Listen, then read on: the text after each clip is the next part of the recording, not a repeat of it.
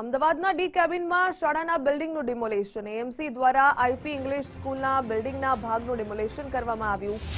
Road કપાતમાં આવતા estate વિભાગ દ્વારા ડિમોલેશન. પશ્ચિમ ઝોનની એસ્ટેટ વિભાગની ટીમે કાર્યવાહી કરી. ડી કેબિન નીલકંઠ મહાદેવથી વાડીનાથ ચોકનો રોડ બંધ કરાયો.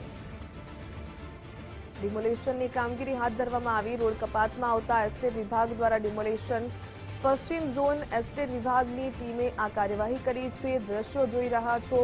ડી કેબિન નીલકંઠ મહાદેવથી વાડીનાથ ચોકનો રોડ બંધ કરી દેવામાં આવ્યો અને ડિમોલેશનની કાર્યવાહી હાથ ધરવામાં આવી. શાળાના બિલ્ડિંગનું ડિમોલેશન કરવામાં આવ્યું.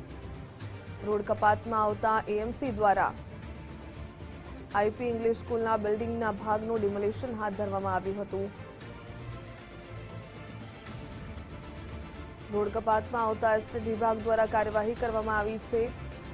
ખાસ કરીને ડી કેબિનથી લઈને નીલકંઠ મહાદેવથી વાડીનાથ ચોકનો જે રસ્તો છે તે બંધ કરી દેવામાં આવ્યો.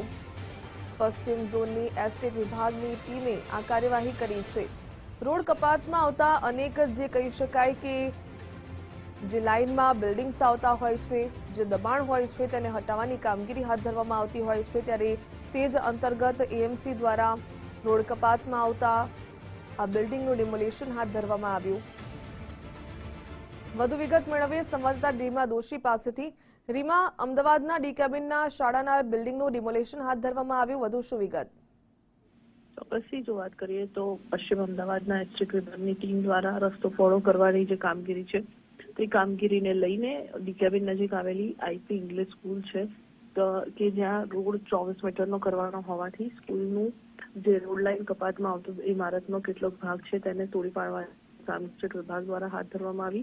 ખાસ તો શનિ રવિ અને વેકેશન હોય કે જેથી વિદ્યાર્થીઓ ન હોવાને લઈને આ દિવસ પસંદ કરવામાં આવ્યો કે જેના કારણે કોઈ બાળકો કે શાળાનો અન્ય સ્ટાફ ન હોય અને કોઈ ને હાલાકી ન પહોંચે તેટલા માટે આ કામગીરી છે તે હાથ ધરવામાં આવી રહી છે. જી ધન્યવાદ જાણકારી બદલ.